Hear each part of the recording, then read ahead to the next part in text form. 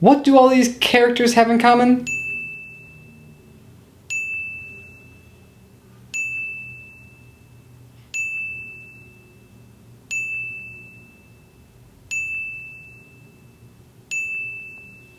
You get the picture. All these characters have the same title, which is Token Black Character. Obviously, these characters are played by African Americans, male and female, and are usually intersected into plots of movies and TV shows because it is politically correct. Most of these characters don't get much to do, usually get pushed to the sideline and are there just to be the comedic relief, whether that be in an adventure, a rom-com, an action movie, or to get killed off first in a horror film. Cultural tension, as Fiske puts it, popular text as a site of tension between domination and popularity or openness. What I want to express is how African Americans just recently got the chance for Hollywood to look in their direction. In the mid-2010s, I think, is when the cultural tension peaked for blacks in Hollywood. But I'll explain a little background on why this tension was building up for over 40 years. And now, within the last 5 years or so, we have seen a dial back from the most part of these token black characters by having centered African American films. A little tiny movie called Black Panther came out a few years ago and swept the nation, destroying the box office domestically and overseas. But why? Black Panther wasn't even the first black superhero movie. There are 3 Blade films. Yet, the reason why Black Panther was so successful is from the ensemble of black actors and actresses. It was nominated for 7 Oscars, including Best Picture. This movie wasn't groundbreaking, and sure, it flipped the token black character and gave us token white characters, even though Marvel is used to doing that previously with actors like Idris Elba, Samuel L. Jackson, or Anthony Mackie, or this picture right here. Yeah, those are all your comedic relief black characters in the Marvel movies. Everybody thought this was groundbreaking, and that's what Disney wanted you to think. But there was a movie that came out a few years ago that was more groundbreaking than Black Panther, and that is Moonlight. Now, don't get me wrong, Moonlight wasn't the first of its kind. You had movies like Doing the Right Thing, or Boys in the Hood, or you had true stories like Glory, 42, Flight, and recently Hidden Figures and Black Klansman.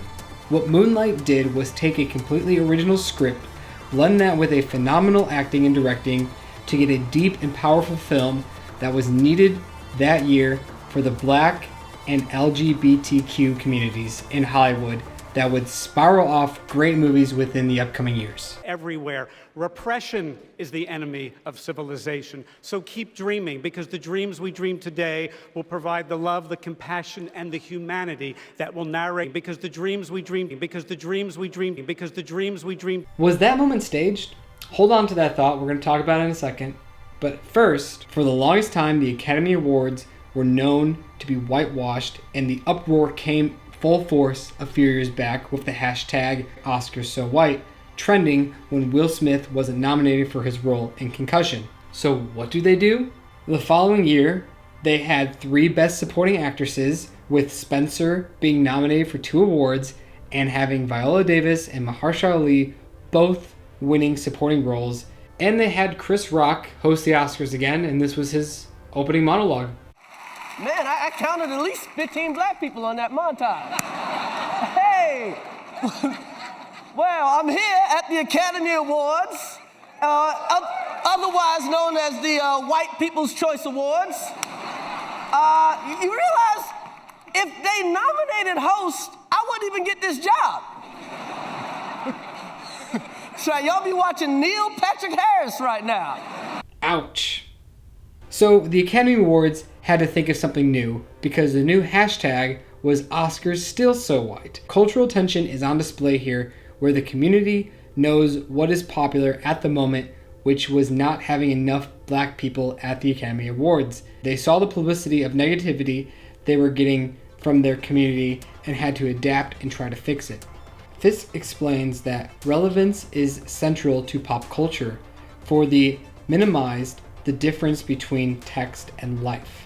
What he is trying to say is that whatever is relevant in culture right now, whether that be positive or negative, whoever the topic is about must and will act upon it to please the popular culture. So, in front of the Oscars, it is time for the biggest award of the night, Best Picture, the envelope, and Best Picture goes to La La Land.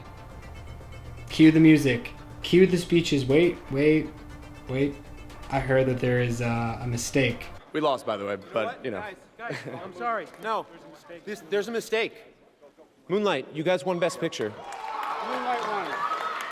Come on, this is not a joke. This is not a joke. I'm afraid they read the wrong thing. This is not a joke. Moonlight has won Best Picture. Moonlight, Best Picture. The Academy wanted to prove to everyone that they were expanding their views on movies from all different backgrounds, not just African Americans. What better way to do it than do it live in front of everybody nationwide? Since then, movies like If Beale Street Could Talk, Sorry to Bother You, and Last Black Man in San Francisco have been able to be made and have been received well in Hollywood. Spike Lee, one of, if not the most famous African American director, finally won an Oscar just this previous year. Own the house!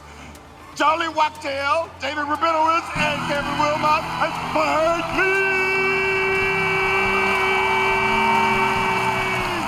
Actors like Mahershala Ali or Regina King are getting wins when just a few years ago there were no black people even nominated for those awards. The Academy added a lot of people into their viewing system prior to all these events. The voters before were just a bunch of old white men, but now people of all ages, genders, and races are asked to join the Academy to get more diverse films noticed. So after all the history that's been building up for the last 40 years, what's the future look like for African American filmmakers and actors? I think what has happened within Hollywood for the last few years is a great start, but a black director hasn't gotten their moment yet to win. The last 3 directors, Steve McQueen, Jordan Peele, and most recently Spike Lee, have all been nominated, yet nobody has won. Jordan Peele was the first African American to win Best Original Screenplay, so that's something to look up to. This means so much to me. I stopped writing this movie about 20 times because I thought it was impossible. I thought it wasn't going to work. I thought no one would ever make this movie. But I kept coming back to it because I knew if someone let me make this movie, that people would hear it and people would see it. There is a lot of history of whitewashing and token black characters just for the sake of commercial success, but we are getting into a time where these films are so widely spread that anyone can go make a movie on their phone that we need to take notice of them as an artist too, and make it not defined by their skin, age, or gender, but their ability to tell a story.